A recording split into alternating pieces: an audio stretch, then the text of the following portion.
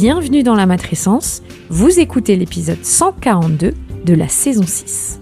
La matrescence, ça te dit quelque chose, ce mot ?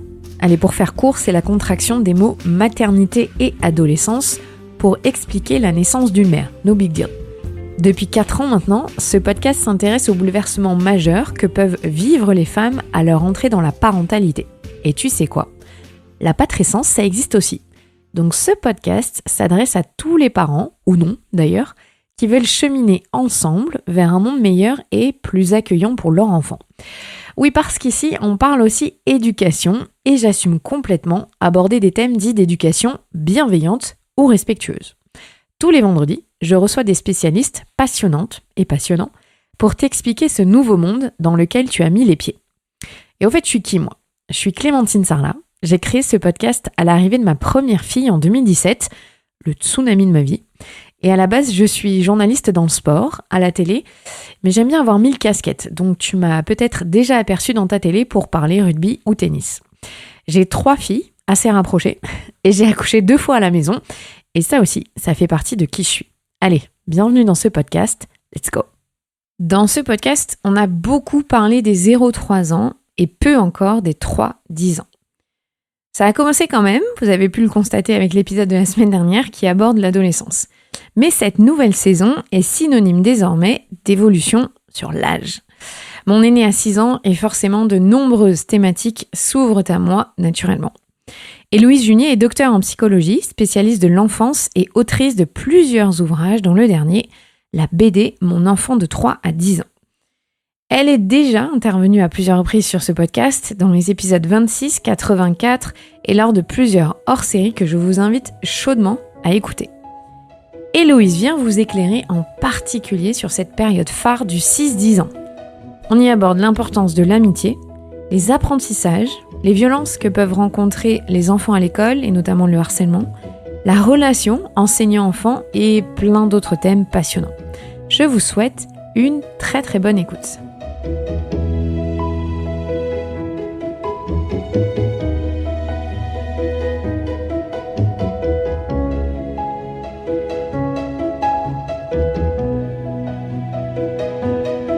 Salut Héloïse. Salut Clémentine. Ça fait 3 ans je crois que je t'ai pas interviewée. 3 ans déjà ? Ouais. Ah, on était jeunes à l'époque. Alors que je t'interviewais souvent. Et ouais, au début du vrai, podcast. c'est vrai. Et je me dis non, je crois que la dernière fois j'avais même pas encore 2 enfants. Ah bon ? Non, si, j'avais Jasmine qui était toute petite. Si, elle était toute petite, il me semble, ouais. Ça fait à peu près 3 ans, tu vois, parce qu'avoir 3 ans. Ça fait voilà. beaucoup de temps. Ça fait du temps. Alors, j'ai voulu te recevoir à nouveau parce que tu as sorti une BD avec Christophe Bess, l'illustrateur, Ouais. et qui parle là des enfants un peu plus âgés. Ouais, parce que tu as fait une première BD sur les 0-3 ans. Et donc, ma première question, c'est pourquoi est-ce qu'on distingue des périodes 0-3, 3-6 et 6-10 dans le développement comportemental des enfants ? Mais en fait, déjà, la période 0-3, elle est vraiment particulière. L'enfant a un développement qui lui est propre, il est très immature, il n'a pas du tout les compétences d'un adulte. Alors, à 3 ans, à 6 ans, à 10 ans non plus. Mais néanmoins, c'est vraiment une toute petite tranche d'âge avec un fonctionnement à part entière, un raisonnement à part entière. Et donc, c'est vraiment pas comparable au reste du développement. Et en fait, et après, tu as les 3-6. 3-6, c'est l'âge préscolaire. L'âge préscolaire, donc c'est les maternelles. On le découpe comme ça, nous, scientifiques. Et l'âge préscolaire, il commence un petit peu à avoir un raisonnement un peu plus abouti. Il tend un peu vers l'abstraction, par exemple. Il commence un peu à se décentrer, à comprendre que l'autre pense différemment d'eux, par exemple. Mais c'est pas encore non plus foufou, hein. Et en fait, vers les 6-10, t'as encore un cap qui passe. Ils ont une théorie de l'esprit, donc ils ont une capacité de maturation, de compréhension des états mentaux des autres, une meilleure régulation des émotions. Donc ça en fait encore une tranche d'âge particulière. Mais ce découpage-là, il est ultra arbitraire après. Faut bien découper ou non. Enfin, découper. On découpe pas les enfants, mais les âges. Donc, c'est grosso modo, quoi. Oui, c'est ça. C'est à la louche, grande louche. Mais néanmoins, voilà. C'est ça qu'on compare généralement pas un enfant de 10 ans avec un enfant de 3 ans. C'est vraiment pas du tout les mêmes tranches d'âge, quoi. Et donc, c'est pour ça que ma fille, il y a 3 ans, quand elle n'a pas dormi la nuit, que je suis au bout de ma vie et qu'elle me réveille le matin et que je lui dis « mais j'ai pas dormi », elle ne peut pas comprendre. Ah non, c'est très difficile. C'est ça que c'est un âge encore très difficile. Plus 3 ans, c'est vraiment un âge où ils maîtrisent super mal leurs émotions, ils se décentrent pas, ils comprennent pas l'état mental de l'autre. Alors, ils sont sensibles à tes émotions. Enfin, tu vois, ta fille va être sensible à tes émotions. Mais est-ce que tu ressens à tes besoins, tes envies, ça, c'est complexe pour elle, quoi. Ou surtout le lien de cause à effet. Elle a été debout toute la nuit, elle est malade et moi, je suis au bout de ma vie le lendemain. C'est pas possible de comprendre comprendre ça. En plus, ils sont dans l'instant présent. Tu vois, c'est ça qui rend le truc encore plus dur, je trouve. Ouais. Tu ne peux pas les raisonner comme un enfant de 8 ans, quoi. T'essayes, mais tu vois bien que ça sert à rien. Ouais, c'est clair, c'est dur. Et du coup, sur le plan vraiment développemental, si on se focalise un tout petit peu sur la tranche 3-6 ans, la tranche des maternelles préscolaires, comme vous les appelez, ça, ouais. Qu'est-ce qu'ils vont acquérir à ce moment-là pendant cette phase? Qu'il y a le langage qui se développe énormément. Ouais. Mais donc, vas-y, si tu vas un peu plus en profondeur pour ces âges-là. Alors déjà, le langage se développe énormément, l'accès à l'abstraction aussi. Il commence à comprendre. En fait, il commence à comprendre les termes un peu abstraits. Par exemple, à 5 ans, tout ce qui est déjà temporalité se construit, il se repère un peu mieux dans le temps. Parce que vraiment, à 3 ans, enfin, moi, ma fille, à 3 ans et demi, presque 4 ans, elle a du mal à comprendre encore le matin, l'après-midi, c'est un peu confus, en fait, à cet âge-là. Donc, la temporalité se construit, ils accèdent un peu mieux à l'état mental de l'autre. Par exemple, tu vois, ils savent mieux mentir, par exemple, à 5 ans qu'à 3 ans. Ils savent mieux se cacher. À 3 ans, typiquement, un enfant de 3 ans, pour se cacher, il se met derrière une porte en verre. Tu vois, il va croire qu'il est caché, tu le vois. Il voit que tu le vois, mais il comprend pas que tu le vois, en fait. Et du coup, il peut se cacher derrière une porte en verre ou très mal se cacher. Ils vont dire, mais tu veux bien que je te vois, t'es pas caché. Et en fait, l'enfant de 3 ans va dire, bah si, je suis caché. Et tu vois, et donc en fait, ils comprennent pas que l'autre les perçoit. Alors qu'à 5 ans, les cachettes sont meilleures. Effectivement. Et à 10 ans, on les retrouve plus. On les perd. Et à 15 ans, ils partent. D'ailleurs, c'est un bon indicateur aussi du développement. Donc il y a ça, donc voilà, et puis la régulation des émotions qui est quand même meilleure à 5 ans qu'elle ne l'est à 3 ans. Fort heureusement, ça va en s'améliorant avec le temps. Ouais. Mais c'est encore long quand même. Ouais, c'est encore... Enfin, le chemin est vraiment, vraiment long, quoi. J'ai 35 ans, j'ai pas l'impression que je me régule très très bien encore, tu vois. Donc... Ah ouais, les 36, c'est pareil. C'est moi l'aîné, alors. C'est toi l'aîné. Donc on peut leur laisser un petit peu de... Ouais, mais en plus, vraiment, le cerveau finit de maturer vers 25, presque 30 ans. Donc c'est énorme quand on y pense. Donc des êtres humains qui ont 3 ans d'âge, 4 ans d'âge, mais ils sont au début de leur maturation, en fait. On leur demande beaucoup, beaucoup trop, je pense. Et moi, la première en tant que maman, enfin, c'est sûr. C'est ça qui est très compliqué, je trouve, quand on est parent, c'est leur capacité de parler, de se positionner, de faire des choses. Tu te dis, ah, mais ça va, ils sont grands, et on leur prête des intentions et des compétences qu'ils n'ont pas encore. Mais ouais. Et donc, c'est la frustration qui vient de la parentalité, elle est là aussi. C'est qu'on sait pas, on n'arrive pas à se mettre à leur niveau. Tu dis ça dans la BD, là, quand il est plus âgé, donc on suit le petit Noah. Ça m'a fait rigoler où il propose d'inventer des lunettes où on pourrait, ou un casque virtuel où on pourrait comprendre, l'adulte pourrait comprendre les enfants. Et ce serait révolutionnaire pour pouvoir... Ce serait génial en fait, t'imagines ? Mais on a quand même, tu vois, malgré toutes les connaissances, moi malgré toutes les interviews que j'ai fait, je galère comme tout le monde et c'est dur de se mettre à leur niveau et de se dire, mais en fait non, là, elle est pas capable. En fait, c'est vraiment ce qu'on appelle l'adultomorphisme. Tu vois, j'en parle un peu dans la BD, mais... J'allais te poser la question. Mais c'est une super transition. C'est quoi, l'adultomorphisme ? Je pense, tu vois, c'est le fait d'interpréter les comportements du petit enfant, même à 3 ans, 6 ans, comme si c'était un adulte miniature. Donc avec un raisonnement, des intentions, une compréhension du monde adulte, en fait. Et en fait, on tombe, mais tous... Et moi, la première, dans le panneau. C'est-à-dire qu'on va... Par exemple, si un enfant, je sais pas, ton enfant, tu lui cries dessus parce que t'as été débordé, il se met à sourire, tu vas dire qu'il te provoque. Parce qu'effectivement, si c'était un ado, tu pourrais dire qu'il te provoque s'il sourit. Quoique, ça, c'est très discutable.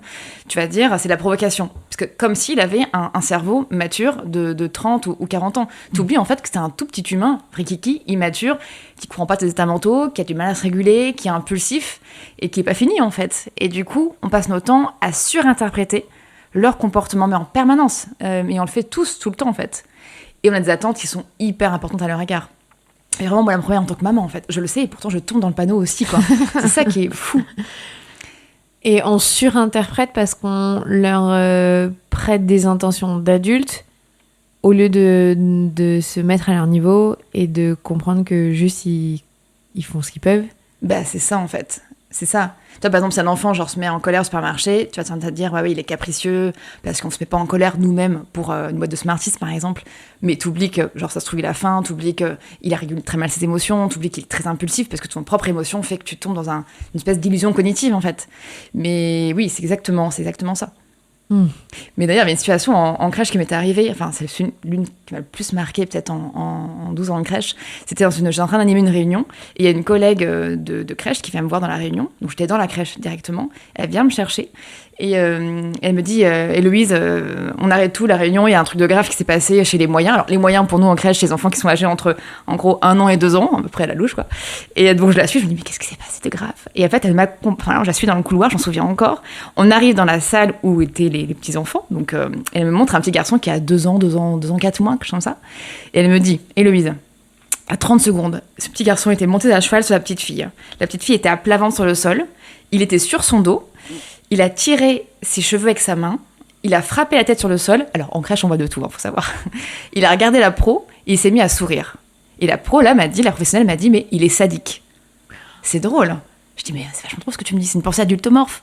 Genre, effectivement, il aurait 45 balais, on s'inquiète, on appelle la PMI, la CAF, enfin, toi, on bat le combat, mais il a 2 balais et demi. Bon, c'est préoccupant, mais c'est pas pour autant qu'il aura une cas de sociopathe. Tu vois, et c'est vrai qu'on oublie, en fait, qu'il a un cerveau complètement immature, impulsif, manque de décentration, enfin. Donc, on tombe souvent dans cette surinterprétation. Mais tous, vraiment, c'est très compliqué. Et plus on est fatigué, et dans l'émotion, plus on tombe dedans. Et puis on leur met des étiquettes du coup qui leur restent aussi un petit peu. Et... Ça c'était fort sadique. Ouais, c'est clair, c'est dur. Et là si on passe donc dans les âges, j'ai souvent entendu que 7 ans c'est l'âge de raison. Pourquoi on dit ça ? Alors déjà, c'est un peu une idée reçue, ça l'est pas en même temps. Disons que c'est pas vraiment 7 ans tout pile. Il y a jamais d'âge vraiment où on s'arrête, où on grandit, on devient raisonnable. D'ailleurs, avoir une fille de 7 ans, c'est pas encore l'âge vraiment de raison. On t'a un peu arnaqué là. C'est ça. Mais donc ça va un peu mieux en fait. C'est vraiment pas catégorial, mais c'est vraiment un espèce de continuum développemental en fait. Donc à 7 ans, déjà ils ont accès à la théorie de l'esprit de second ordre, c'est-à-dire qu'ils sont capables de comprendre que l'autre pense que. Et en fait, il y a des boucles de pensée qui sont plus complexes. T'as une meilleure régulation des émotions, t'as un rapport à l'abstraction qui est vraiment bien meilleur qu'avant, et puis t'as dans l'abstraction juste c'est le temps. Alors c'est tout ce qui est par exemple le terme réfléchir. Tu vois, les termes réfléchir, les termes écouter. Parce que par exemple, un enfant de 3 ans, tu lui dis écoute-moi, enfin pour lui c'est le fait d'entendre mécaniquement en fait. Et en fait pour nous, écouter c'est faire ce qu'on lui dit. Et donc tu vois, ça c'est un terme hyper abstrait, et on passe notre temps à parler nous en second niveau. Enfin, avec une analyse de second niveau et en abstraction. Donc les enfants de 7 ans ont accès à tout ça. Ce qui rend l'âge hyper facile à vivre. Enfin, plus facile, quoi. Et donc, c'est quoi cette idée de la raison ? C'est parce qu'ils ont une compréhension plus complexe de... ils peuvent comprendre le second degré, par exemple ? Ils comprennent le second degré, par exemple. C'est ça. Ils peuvent commencer à comprendre l'ironie aussi. Des choses comme ça très complexes. Ça, du coup, tout ce qui est raison... Alors, je pense que raison, c'est pas un terme qui est hyper... âge de raison, ça me paraît pas forcément toujours très fidèle, mais en tout cas, ils ont accès à ces compétences que nous, on a à l'âge adulte, et qui commencent à émerger vers 7 ans, en fait. Vers 6 ans, d'ailleurs. 6-8 ans, quoi. Alors, dans la BD, on suit la vie de Noah, à travers ses yeux, avec lui, ses copains, son environnement. Et il y a un moment, tu expliques à quoi pourrait ressembler un enfant heureux. Ouais.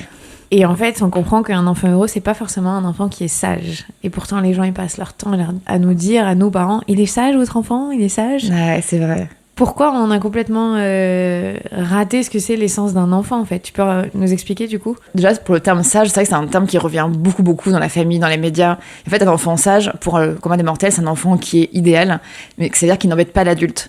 Et en fait, entre un enfant qui n'embête pas l'adulte et un enfant qui est épanoui, heureux, normal, t'as un monde, quoi. Voire deux. Effectivement, un enfant heureux, alors heureux, enfin, c'est des indicateurs qui sont très arbitraires, parce qu'on peut pas vraiment mesurer son taux de bien-être. Tu vois, chez l'adulte, quand on mesure le taux de bien-être d'un adulte, on va l'interroger, c'est facile, il peut exprimer.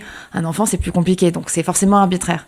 Mais néanmoins, un enfant heureux, épanoui, c'est un enfant qui se met en colère, c'est un enfant qui touche à tout, c'est un enfant qui est pas d'accord avec toi, qui se manifeste, qui s'affirme, qui s'oppose parfois, et c'est un enfant qui fonctionne bien, en fait. Et c'est aussi un enfant qui arrive qui a suffisamment confiance en ses parents, par exemple, pour se manifester, pour s'affirmer, pour se rebeller, pour se mettre en colère aussi. Donc c'est des indicateurs de bon lien d'attachement aussi avec le parent. Donc quand nous on considère que notre enfant est chiant, un enfant chiant, fait, il est plutôt heureux. C'est peut-être un enfant heureux. Ouais. Après il y a des, en tout cas un enfant hyper lisse tout le temps avec ses parents qui la ramènent pas. Pour moi c'est pas, voilà, il y a un truc, quoi. Il y a un truc. Naturellement un enfant c'est dur, c'est éprouvant, quoi. Naturellement, beau, un enfant met le chaos dans ta maison. Ouais, forcément. C'est un enfant parce qu'il est pas immature, il est pas mature, il est impulsif. Forcément. C'est bon signe, quoi. Ça rassure tout le monde. Ça me rassure moi aussi. Quand je le dis, ça me rassure aussi. Mais c'est vrai que c'est tellement dur parce que c'est à l'inverse de ce qu'on voit dans les médias, ce que les gens attendent. Même un bébé de 4 jours, quelqu'un dans l'œil va dire il est sage. Mais ça veut dire quoi ? Ça veut dire, la sagesse, est-ce qu'il dort ? Est-ce qu'il pleure pas ? C'est juste une poupée, quoi, en fait. Ouais, c'est ça, c'est vraiment un enfant lisse, en fait. Tu vois, genre lisse, genre mono-émotionnel, genre qui éprouve que de la joie, pas de tristesse, pas de colère, pas de peur, mais vraiment une espèce d'enfant lisse, en fait. Et en fait, les enfants lisses, c'est pas des enfants qui vont forcément bien, quoi. C'est pour rassurer l'adulte. Ouais, c'est beaucoup moins bruyant, c'est beaucoup moins chiant au quotidien, du coup. C'est vraiment l'intérêt de l'adulte, parce que c'est hyper éprouvant un enfant. C'est effectivement, ouais, c'est un intérêt de l'adulte, je pense, ouais. Et donc, c'est aussi forcément un enfant qui dort bien. Alors, c'est marrant, ça. Effectivement, c'est pareil. Ouais, c'est vrai que le fait... Genre, souvent, j'entends, vraiment, que quand les parents me disent que l'enfant dort bien, souvent, j'entends, ah oui, il est mignon, il dort bien. Ah, il est mignon, genre, il est sympa, il est mignon, il dort bien. Il est mignon avec Il y a un côté mignon, sage, enfin, ça, c'est un peu des adjectifs qui se chevauchent un petit peu. Et effectivement, c'est pareil. Un enfant qui dort bien, après, un enfant qui dort bien peut être aussi heureux. Hein. Enfin, oui, et fort heureusement. Non, juste, tu le dis, que ça fait partie aussi des critères, un enfant qui dort bien et un enfant qui est apaisé, au final. Mais après, un enfant qui aurait, genre, peut-être des, je sais pas, des terreurs nocturnes, des difficultés de sommeil, de dormissement, c'est pas forcément qu'il est malheureux non plus, c'est pas antagoniste, mais effectivement, il faut qu'il ait besoin fondamentaux vraiment soient satisfaits en fait. C'est ça, pour rendre un enfant heureux, ce qui est hyper facile et hyper dur à la fois, c'est qu'il faut satisfaire ses besoins, quoi. Oui, c'est pas des choses incroyables, c'est hyper bien dur, en manger, fait. Bien dormir, être présent pour ses émotions. Ouais, c'est ça. Et là, tout ce qui est interaction humaine aussi, passer du temps avec lui, tout ce qui est besoin de réassurance quand il a peur, quand il a besoin de régulation aussi quand il est trop en colère. Et c'est vachement dur à faire en fait au quotidien, tu vois. Et même bien les nourrir et bien les faire dormir, c'est compliqué aussi. C'est déjà super dur, genre des repas équilibrés, moi je rêve pas à en faire. C'est vachement dur. C'est ça que c'est simple et vachement dur à la fois de répondre à leurs besoins, je trouve. Mais bon. Je me souviens quand, dans un des premiers épisodes où je t'ai interviewée, je te posais la question, c'était quoi le cadre ? Et tu parlais du cadre souple. Et tu disais, par exemple, ma fille, c'est insupportable, mais elle adore les Babybel. Bon, elle a droit à 2 Babybel, mais pas plus. Et ouais, j'étais, ah ouais. Et là, maintenant, mes filles... Eh ben on est pareil, il faut rationner les nombres de Babybel parce que sinon c'est infini. Et je pense souvent à toi quand je les vois me demander des Babybel. Ah ouais, c'est vrai que c'est hyper attractif pour les enfants. En plus la petite patte autour en fait. Il faut rationner quoi. Tu peux t'octroyer des libertés, mais bon, au bout d'un moment, faut cadrer quoi. Le cadre. Non mais voilà, clair, mais un cadre souple, effectivement, c'est ce qui est préconisé, le cadre souple. Mais c'est intéressant ton analogie avec le Babybel. Parce que je me suis retrouvée à devoir dire, ok, là, non, t'as pensé à moi.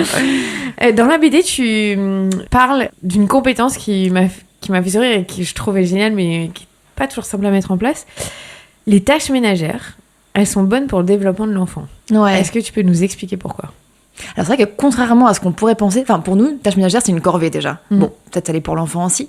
Et en fait, les tâches ménagères, quand un enfant, imaginons, se met à laver la table ou se met à débarrasser les assiettes, on va prendre l'exemple de laver la table. Ou alors peut-être même de remplir la gamelle du chien.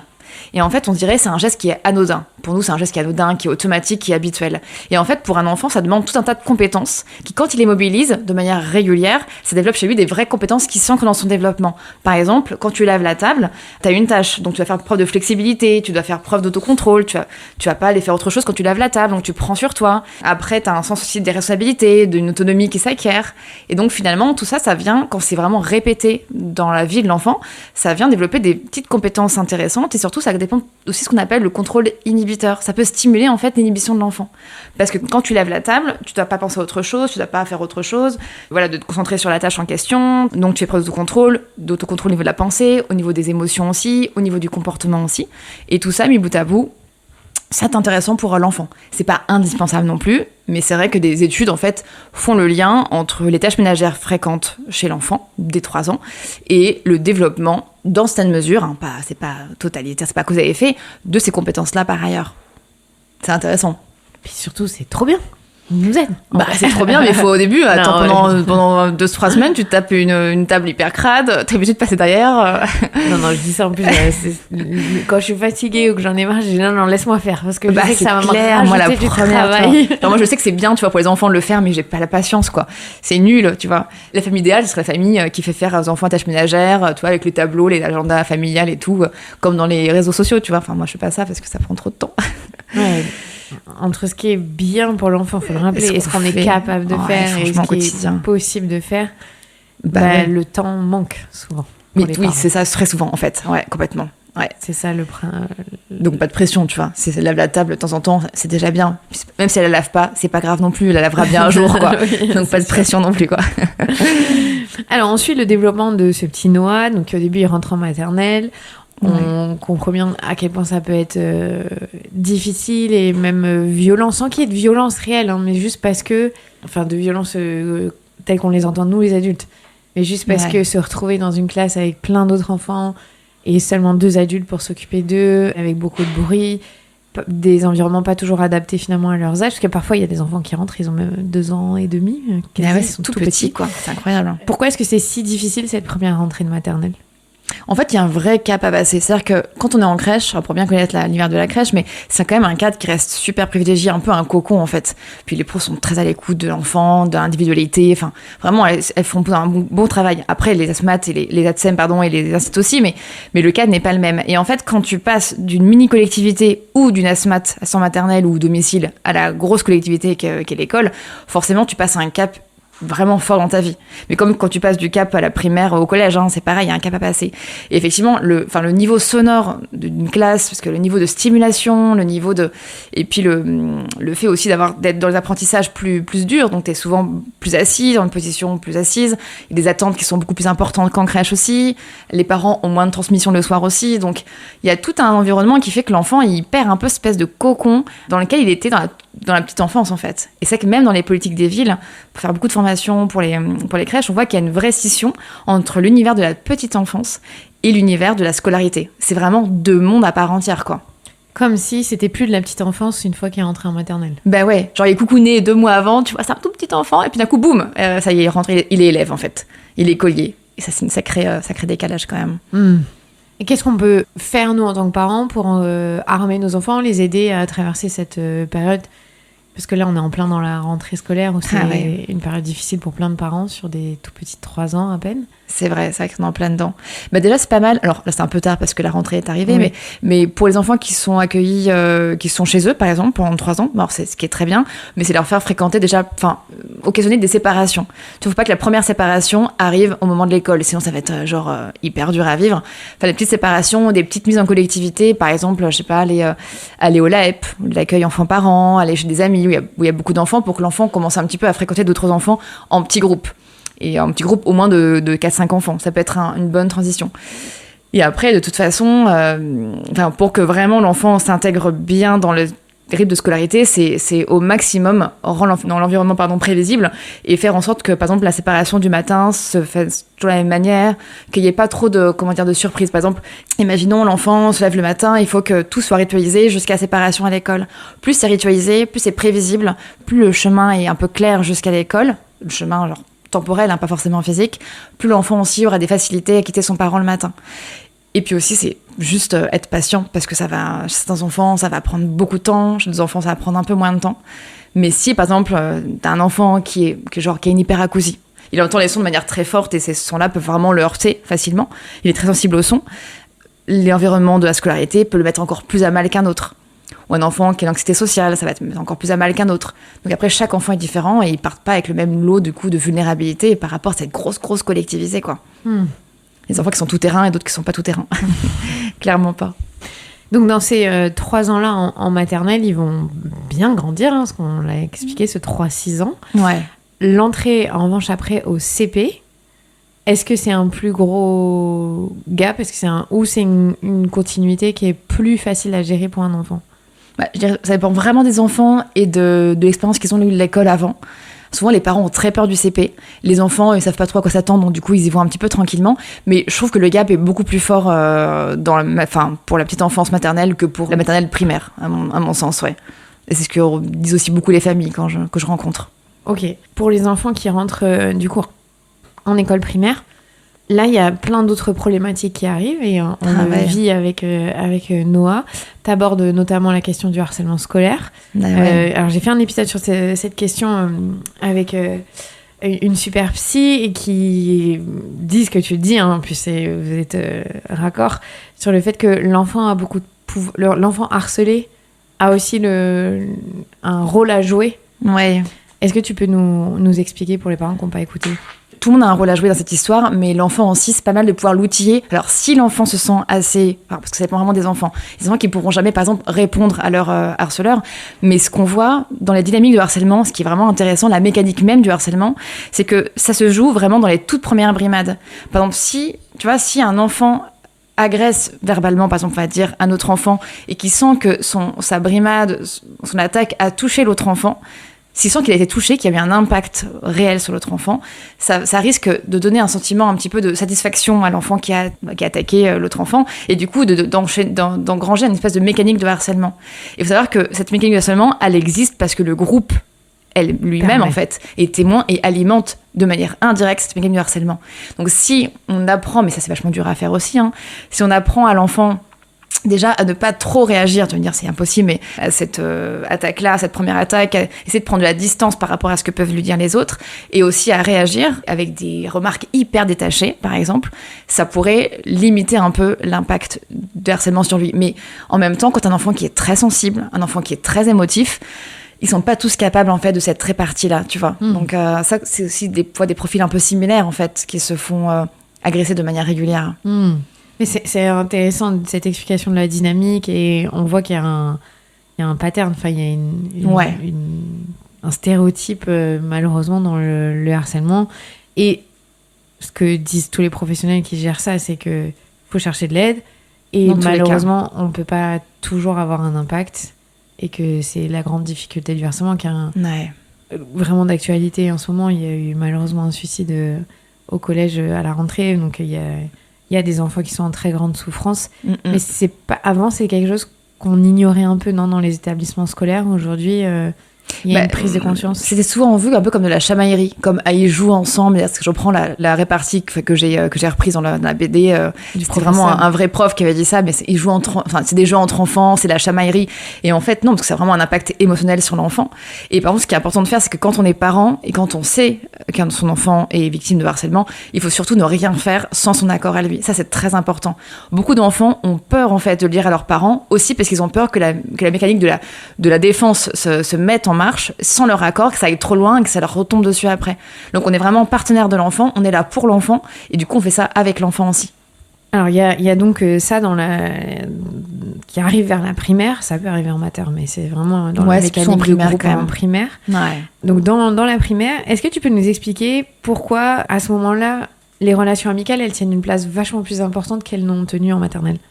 Alors en fait, en primaire, les relations amicales, elles gagnent un petit peu en maturité en fait. C'est-à-dire qu'en maternelle, l'enfant, on l'avait dit tout à l'heure, mais il a encore du mal à décoder un peu les états mentaux de l'autre, tu vois, à se mettre à la place de l'autre, à comprendre bien sa cognition, ses émotions, ses attentes. Donc il a plus de mal quand même sur le plan cognitivo-social, vraiment en termes un peu barbares, mais vraiment sur le terme de la relation humaine, ils sont moins matures, moins affinés. Donc finalement, plus ils sont affinés, plus ils comprennent l'état mental de l'autre, plus leurs relations aux autres, elles deviennent matures, intenses, structurées, et un peu plus à l'image des enfants plus âgés, des adultes. C'est ça que ces amitiés-là, elles gagnent plus de place, et généralement, elles se pérennisent davantage que quand c'était tout petit. Donc il y a une profondeur en fait qui s'installe, et donc des liens... Une maturité de relation en fait, fort. C'est ça. Parce que plus ils grandissent, plus ils sont matures dans la relation avec les autres, et du coup avec les relations amicales également, ouais. Et aussi, est-ce qu'il y a cet effet de les 6 premières années, on est leur porte-avions, leur attachement, et qu'ils ont eu ça, et ils peuvent se détacher un peu de nous, et on devient pas moins important, parce qu'à 6 ans, 7 ans, on est encore, mais tout doucement, ils vont prendre le chemin de l'amitié, va avoir une importance qui est décuplée par rapport aux parents. Mais en fait, ça va être progressif jusqu'à l'adolescence. C'est-à-dire qu'il y a un pic. À 14 ans, on sait que c'est l'âge où les pères, PIRS, les copains, ont le plus d'influence dans la vie d'un enfant. Donc, on sait que vers 14 ans, déjà, ça va vraiment être une rupture par rapport aux modèles parentaux. Enfin, il y a quelque chose qui se passe, en tout cas, c'est un continuum. Mais effectivement, vers 6-7 ans, déjà, on sent que les copains commencent à avoir de l'importance.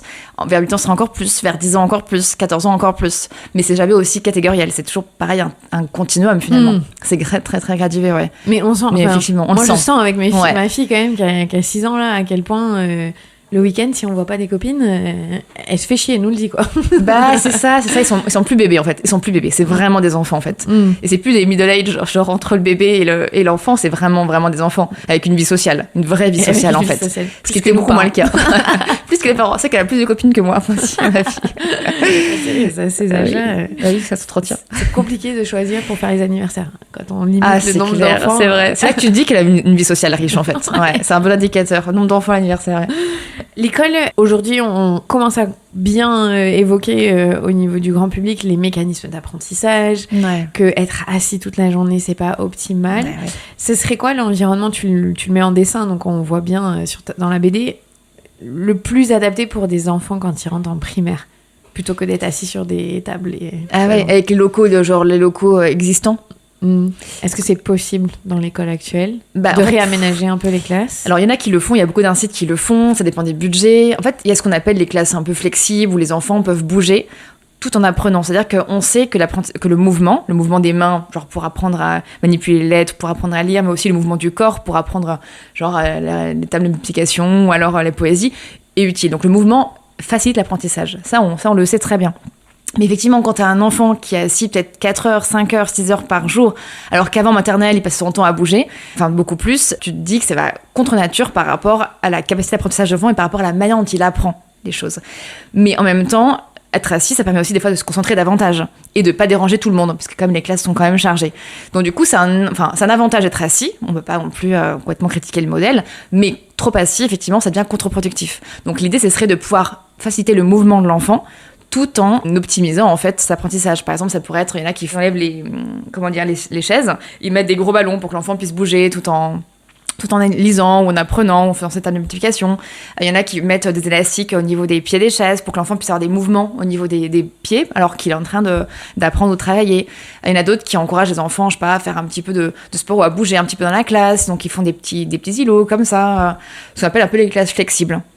Après, il y a aussi beaucoup de matériel qui se vend pour ça, mais les résultats des recherches aujourd'hui ne sont pas vraiment à la hauteur des prix, des fois, du matériel. Donc, mais en tout cas, il y a des choses qui se font, même avec des petits budgets qui sont possibles, mais ça reste complexe, effectivement, par rapport aux locaux, par rapport au budget aussi, par rapport à la possibilité matérielle, en fait. Il y a des vraies contraintes sur le terrain pour les profs aussi. Et faire l'école dehors? L'école dehors, ça serait top, ouais. C'est-à-dire beaucoup plus manipulé, expérimenté par soi-même. Mais là, on en est très très loin. C'est vrai qu'avec l'existant, ça me semblerait plus compliqué que d'organiser des temps de mouvement à l'intérieur de la classe. Mais ce serait effectivement l'idéal, quoi. C'est sûr. On sait que le rôle des profs et des instituts est très important chez les tout petits enfants. Ouais. Combien d'histoires on a entendu de personnes qui disent c'est cette prof qui a changé ma vie, qui a cru en moi. Il faut quoi pour que la relation enseignant-enfant elle soit bénéfique? Alors en fait, ce qu'on voit dans les recherches, ce qui marche bien, mais après ça dépend aussi beaucoup de l'enseignant, beaucoup de l'enfant, de la dynamique de classe, mais c'est que plus la relation entre l'adulte et l'enfant est empathique et chaleureuse et positive, et donc c'est associé à des meilleurs apprentissages, à une meilleure déjà volonté d'aller à l'école. Déjà, l'enfant est plus envie d'aller à l'école, ce qui est quand même pas mal. Parce que c'est pas toujours le cas, il y a des meilleurs investissements des apprentissages et du coup aussi parfois même des meilleurs résultats scolaires. Et d'ailleurs une moindre agressivité dans le groupe et des meilleures ententes aussi entre enfants. Donc effectivement, quand la relation entre l'enseignant et l'enfant est vraiment chaleureuse, humaine, bienveillante et empathique, ça impacte positivement toute la classe, que ce soit au niveau des apprentissages, au niveau de l'écoute et au niveau de l'ambiance du groupe également. Donc c'est vachement intéressant de pouvoir le faire. Mais c'est aussi tellement humain dépendant, quoi. Donc, non, mais c'est vertueux, en fait. C'est vertueux, effectivement. C'est-à-dire que nous, en France, on a une culture quand même, dans toutes les tranches d'âge, on voit ça, on a une culture de la punition.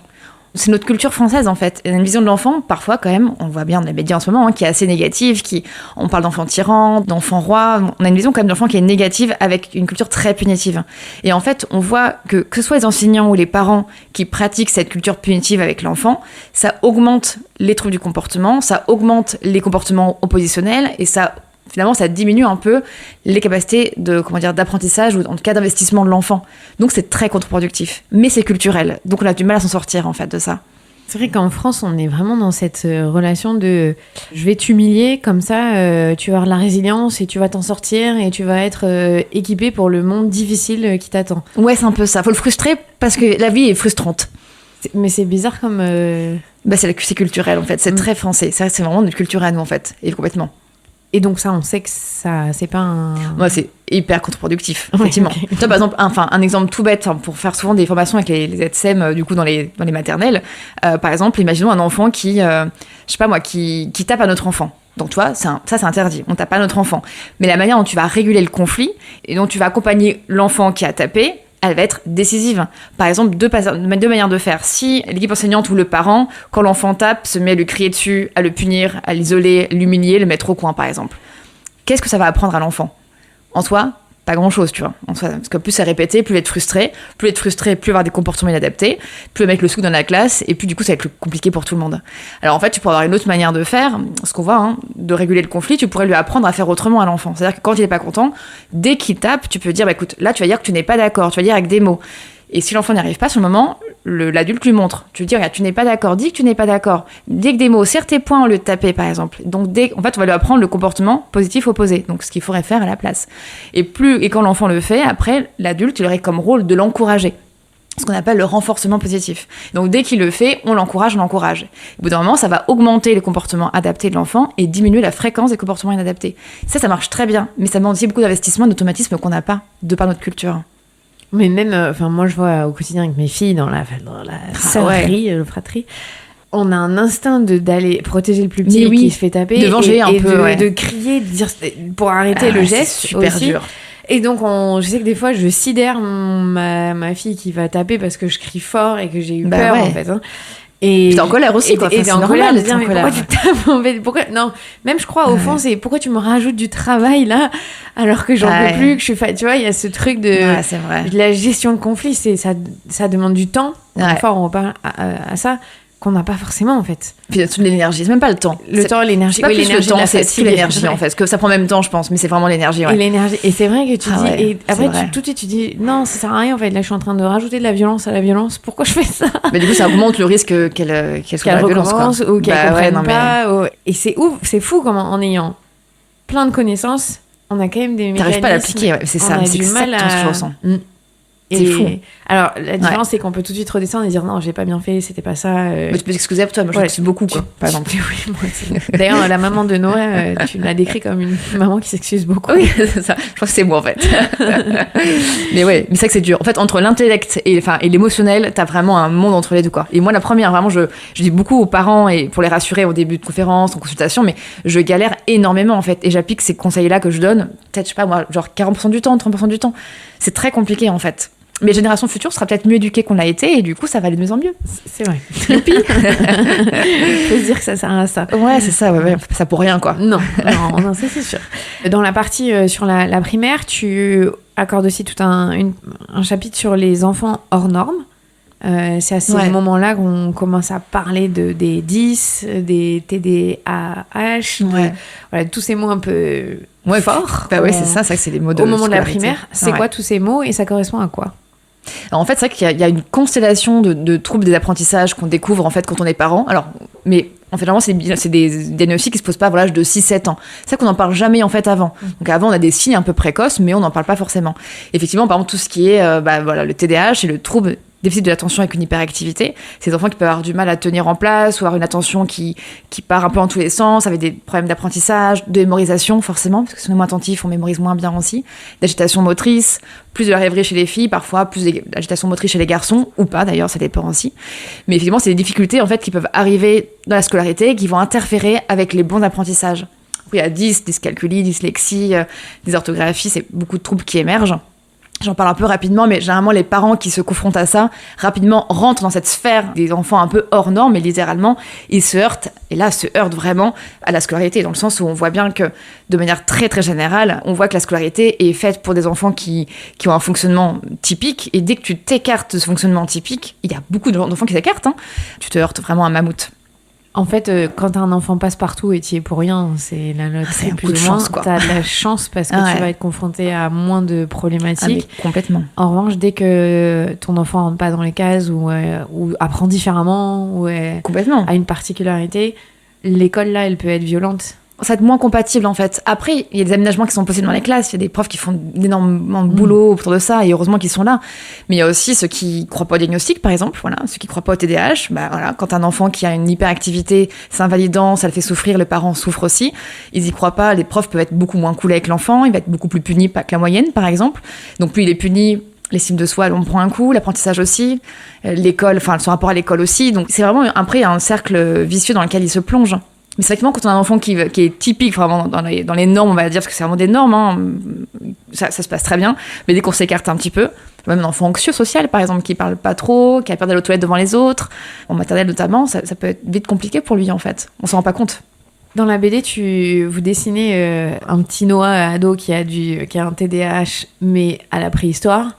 Où ses compétences elles sont vraiment mises en valeur, et un petit garçon qui a le TDAH en classe, qui est obligé d'être assis, qui est complètement inhibé par son cadre et qui, lui, est en échec au final. Mais ouais. C'est l'environnement qui pose problème.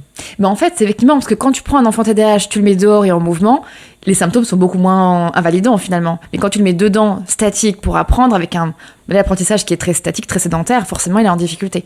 Et à la base, quand on regarde un peu le profil d'enfant TDAH, c'est un enfant qui est très vif, qui est très alerte par rapport aux stimulations de son environnement. Et dans un contexte où tu étais chasseur-cueilleur et tu courais après ton mammouth pour avoir ton beefsteak, t'allais pas à Carrefour, bah effectivement, ça pouvait être une valeur ajoutée, en fait. Donc, comme la dyslexie aussi, ils ont un cerveau qui fonctionne différemment, et certains chercheurs penseraient justement que la dyslexie aurait un intérêt pour la survie de l'espèce, parce que ce serait un fonctionnement cérébral différent aussi. Donc finalement, ces enfants-là ont aussi des atouts, mais ils sont beaucoup moins exploitables parfois dans la scolarité, quoi. Dans cette tranche d'âge 6-10, Ouais. c'est quoi l'acquisition principale? Qu'est-ce que c'est le développement qui est le plus grand dans cette tranche d'âge-là? Je dirais que maintenant, c'est vraiment, il n'y a plus de grand développement comme c'est le cas dans la petite enfance, âge préscolaire. Ça va plus être le renforcement en fait des compétences qu'ils ont commencé à émerger avant. Mais c'est pas, il n'y a pas un grand boom comme c'était le cas avant, par exemple. Parce que tout s'est mis en place justement vers l'âge de 6-7 ans, ça se met en place. Donc ça se renforce plus. Donc c'est plus tranquille. Bah c'est un peu plus tranquille effectivement, jusqu'à après. Jusqu'à l'adolescence. Je l'ai dit, mais t'as une petite pause de répit. Là, tu te dis, ah, ça y est, je vais faire 5 enfants de plus. Donc, en fait, entre 6 et 10 ans, c'est le moment où, potentiellement, c'est un tout petit peu plus tranquille. Ouais, normalement, ouais. Dans l'acquisition des apprentissages et des gros développements. Enfin, si t'as pas un apprentissage, t'as problème de développement, harcèlement. Donc, en fait, c'est jamais tranquille vraiment, mais normalement, c'est plus tranquille. L'enfant dort mieux, l'enfant a des amitiés qui se stabilisent, il comprend mieux le monde, il a l'école qui commence à être impulsée, donc c'est linéaire, en fait. Effectivement. La temporalité, pour les enfants, ça s'acquiert vers 6 ans. De la compréhension du temps. Bah, c'est très progressif, en fait. C'est très, très progressif. C'est ça qu'à vers 3-4 ans, ils vont commencer à vouloir distinguer le matin, du soir, l'après-midi. Enfin, vers 3 ans, genre, tout ce qui est demain, c'est l'heure d'après. Enfin, voilà, c'est vraiment le bordel. Et vers 4 ans, ça commence à s'affiner un petit peu. Ils commencent à distinguer le matin, la veille, le lendemain, timidement, et vers 5-6 ans, ça s'affine de plus en plus, en fait. Donc, il n'y a pas vraiment un âge où ils comprennent la temporalité. Mais plus ils grandissent, plus ça s'affine et plus ils la comprennent comme l'adulte, en fait. Mais en tout cas, vers 6-7 ans, ils comprennent très bien. Et puis, ils commencent à comprendre l'heure aussi, donc le temps qui passe, qui est ponctué, c'est quand même extraordinaire, ça. On peut plus communiquer, quand même. C'est vrai que ma grande qui a 6 ans, elle me dit souvent, mais 1 heure, c'est long ou c'est pas long? Pour comprendre, ouais, c'est vrai. 1 heure, ouais. Ouais, elle commence à comprendre les heures, du coup, ouais. Mais 3 heures, 3 heures, c'est... Ah, bah finalement, 3 heures, c'était pas si long. Quand je lui dis, bah là, t'as passé 3 heures. Ah, d'accord. Donc c'est marrant, elle essaye de jauger ce que ça fait comme ressenti. Et ma deuxième, qui a 3 ans, elle me dit, tout à l'heure, quand on a été chez mamie, ou je sais pas, tu vois, alors c'était il y a 2 jours. Mais c'est ça, c'est tellement mignon. Elle s'en souvient, mais elle sait pas le nommer dans la fresque du temps. Donc sa mémoire, elle est pas très temporalisée non plus, quoi. Sa mémoire, du coup, elle est entre hier et il y a 1 heure, c'était un peu... C'est un peu pareil. Mais elle s'en souvient, mais c'est marrant. Elle s'en souvient, elle essaie de le repositionner, mais c'est pas ça. Ouais. C'est drôle, hein, quand même. C'est vrai que c'est fascinant, quand même. Mais c'est là où tu dis, oui, effectivement, le temps, c'est un vrai point complexe. Ça, tu vois, si on a trop d'attente, si on les prend trop comme des adultes, on va s'énerver, en fait, de leur immaturité, quoi, tu vois. Ils sont quand même très loin de nous, quoi. Dans le fonctionnement, ouais. C'est clair. Et donc, entre 6 et 10 ans, les apprentissages sont plus tranquilles. Il y a quand même l'apprentissage de la lecture, de l'écriture. C'est quand même pas rien, donc ça, normalement, ça devait faire 6-7 ans. Après, ça roule, normalement. On a fait un épisode là-dessus, sur la fratrie. C'est vrai. Et tu disais, et tu le dis aussi dans le livre, que les études montrent que le meilleur écart pour les enfants, c'est 6 ans d'écart. Mais ça fait beaucoup. Pour limiter les conflits, après. Pour limiter les conflits. Ça, ouais. Mais du coup, ça perturbe moins un enfant entre 6 et 10 ans de devenir grand frère ou grande sœur qu'entre 0 et 6 ans. Bah, disons qu'en fait, après 6 ans, comme ils sont plus matures, ils sont plus décentrés, ils comprennent mieux l'environnement, voilà, ils vraiment ont du recul, c'est moins, on va dire, c'est pas que c'est moins impactant, c'est vachement enfant dépendant aussi, mais en tout cas, ils sont plus en capacité de prendre sur eux et de prendre soin du petit frère et petite sœur plutôt que d'être dans la compétition. Beaucoup plus. Mais après, à 6 ans, ils sont aussi beaucoup moins d'intérêt commun. Donc, c'est pas non plus terrible. Donc, en fait, dans tous les cas, enfin, il y a pas de modèle, il y a pas de tranche d'âge idéal, ou il y a pas d'écart d'âge idéal. C'est pas ce que tu veux en tant que parent. C'est pas vraiment aussi du tempérament de l'enfant, de l'entente entre les parents, ta capacité à réguler tes émotions, ta capacité à réguler les conflits entre enfants. Enfin, toutes les fréquences des conflits vont dépendre de plein de paramètres, finalement.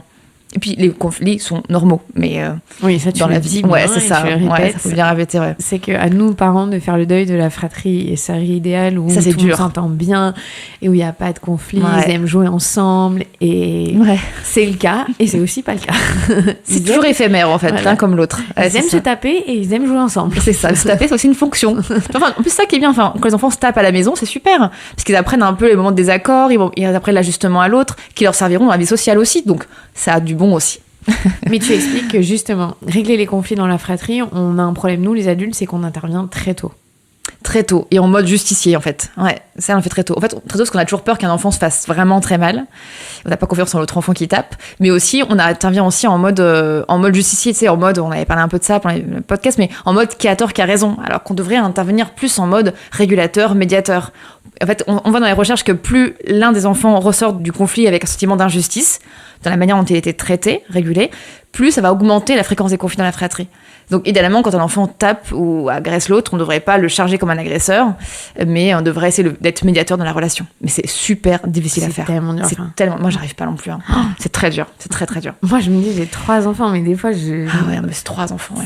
C'est compliqué, hein, parce que les dynamiques en 3, il y en a des opportunités de taper. Mais c'est clair. Il y a trop de tentations, il faut les comprendre aussi. Oui. Et alors, ma dernière question, c'est sur ce développement 6-10. Il y a l'apparition du mensonge.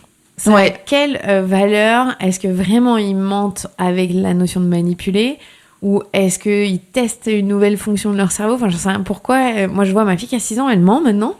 Et oui. Elle mentait avant, mais c'est juste que c'était mal fait, c'est tout. Peut-être. Ou tu vois, je vais la laisser se doucher toute seule et je sais qu'elle s'est pas lavée et je reviens, c'est inenvisageable pour elle que je ne la croie pas. Enfin, ça devient un drame. Ouais, c'est marrant ça. Alors qu'elle ment, je dirais, y a pas de... Ah oui, donc elle sait, oui d'accord. Donc c'est un mensonge quand même qui est pas hyper abouti, parce que toi tu es au courant. Oui, elle a pas réussi à, réussi à bien faire genre qu'elle a mis de l'eau, elle dit non, ça a séché. Ah oui, d'accord. Ah ouais, mais quand même, non, c'est donc, bien. Ouais, donc pourquoi est-ce qu'ils commencent à mentir? Enfin, pourquoi ils utilisent cette fonction-là plus? Ils essaient de mentir très tôt, en fait. C'est juste qu'avant, ils mentent super mal. Par exemple, tu vois, un enfant de 4 ans qui ment, enfin, c'est drôle, pour un enfant de 4 ans, la semaine prochaine, qui va avoir 4 ans la semaine prochaine, quand un enfant de 4 ans ment, genre, imaginons, l'enfant est plein de chocolat, il a la tablette de chocolat dans la main, enfin, dans la main, donc tu vois qu'il a la tablette, il voit tu la vois aussi, et il peut te dire, eye to eye, non, c'est pas moi qui ai mangé le chocolat. Il peut te dire ça à 4 ans, tu vois, pour dire à quel point le manque de centration. Donc, à 4 ans, il essaie de mentir aussi, mais ça marche pas, parce que c'est trop gros. Et en fait, vers 5 ans, ils mentent un peu plus, mais bon, c'est toujours un petit peu casse-gueule. Et en fait, effectivement, vers 6-7 ans, comme ils ont la théorie de l'esprit, ils ont cette capacité à comprendre l'autre, les états mentaux, tout ça, ils mentent de manière beaucoup plus fine. Et c'est pas qu'ils en profitent plus, c'est juste qu'ils ont cette capacité de dissimulation de la réalité pour autrui. Et donc, ils en profitent de manière un peu plus élaborée, en fait. Mais ils le font avant, hein. C'est juste que c'est tellement gros que pour nous, c'est pas du mensonge, quoi. Alors, ma fille, elle a encore des petites compétences à acquérir en mensonge, c'est ça? Ah, la petite, c'est petit. La deuxième, du coup. Non, mais je parlais de ma fille de 6 ans. Et même de 6 ans. Qui se douche pas et qui me fait croire qu'elle s'est douchée. Mais tu vois, regarde, c'est intéressant parce qu'elle te fait croire qu'elle s'est pas douchée. Mais qu'elle s'est douchée. Mais si elle, du coup, elle sait que tu sais que c'est pas douché, que tu peux savoir, c'est que c'est un mensonge qui est pas encore hyper élaboré. Sinon, elle ferait en sorte que tout l'environnement, en fait, soit crédule, tu vois. Tu vois, sa mécanique, c'est de dire non, mais ça a séché, c'est bon, tu me crois jamais, pourquoi tu me crois pas? Ça a séché, c'est vrai, quand même, donc c'est pas mal ça. C'est pas mal ça, ouais. Mais c'est marrant parce que c'était pas, avant, ça avait pas cette importance-là. Si je la grillais en train de mentir, elle abdiquait, elle disait oui, non, elle s'accroche dur sur fer sur 100 mensonges et c'est compliqué pour elle d'avouer que il y a eu mensonge, tu vois. Ces compétences s'affinent vachement, en fait. Mais vers 7-8 ans, elle mentira encore mieux qu'aujourd'hui, en fait. Ah là là. C'est la vraie manipulation qui arrive, c'est chouette. Et encore, même pour un adulte, mentir, c'est compliqué. Hein. T'as des adultes qui ne savent pas mentir. C'est vrai. Qui s'empêtrent dedans, quoi. Enfin, tu vois, donc c'est une compétence, quand même. On dit que souvent, les enfants manipulent très tôt, vers 3-4 ans, mais la manipulation, c'est pas la manipulation. C'est une tentative désespérée de faire quelque chose. Mais la vraie manipulation, normalement, elle arriverait vers 6-7 ans chez l'être humain, ouais. Et donc, t'as arrêté la BD à 10 ans et tu finis par... et là, il y a la préadolescence, mais c'est une autre histoire parce que vraiment, le 10-12, ouais, c'est encore différent du 12-15, j'imagine, où il y a... Là, sur l'été, à la fin du CM2, du coup, donc après, il rentre au collège et là, ça, tu rentres dans un autre univers, quoi.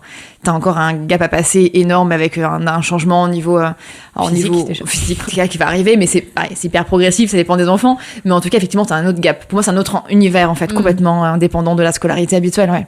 C'est plus les mêmes. Et pour terminer, est-ce que tu dirais que le 6-10, c'est quand même de la petite enfance ou c'est de la grande enfance? 6-10, c'est de l'enfance. C'est de l'enfance. Ouais. On est au cœur de l'enfance. C'est vraiment le cœur de l'enfance même. 0-6, c'est de la petite enfance encore. C'est ça, un peu, ouais. Enfin, 3-6, c'est entre les deux. Et vraiment, 6-10, c'est vraiment de la vraie enfance. C'est vraiment des enfants. C'est plus des bébés, c'est plus des tout petits enfants. Ça reste des vrais enfants, ouais. Mais des enfants avec un prisme d'enfant et pas faire de l'adultomorphisme. Mais ça reste des enfants quand même immatures, quoi. Ils sont encore immatures à 10 ans. Faire 1m70 ou à 10 ans. C'est ça qui est compliqué, ça brouille les pistes pour les parents, quoi. Mais il faut se dire qu'un enfant de 10 ans, il a encore près de 15 ans de maturation avant d'arriver à maturation adulte. 15 ans, c'est énorme, quoi. Ouais, Relativisons. Merci beaucoup, Héloïse. Avec plaisir. Merci. Donc, la BD s'appelle Ma vie d'enfant, des clés pour accompagner mon enfant de 3 à 10 ans, avec Héloïse Junier donc, et Christophe Besse aux éditions du Node Graphique. Il y a une première BD, donc je le rappelle, pour les 0-3 ans, où on suit Noah tout bébé. Merci, Héloïse. Merci, Clémentine. C'était Héloïse Junier, docteure en psychologie, spécialiste de l'enfance, mais aussi autrice. Je suis Clémentine Sarlat, votre hôte. Si vous avez aimé cet épisode, n'hésitez pas à le partager autour de vous. Vous pouvez d'ailleurs aller sur le site www.lamatrescence.fr si vous cherchez un épisode en particulier.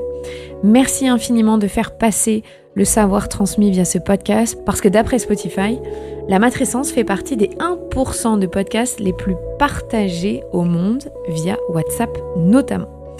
Prenez soin de vous, à la semaine prochaine.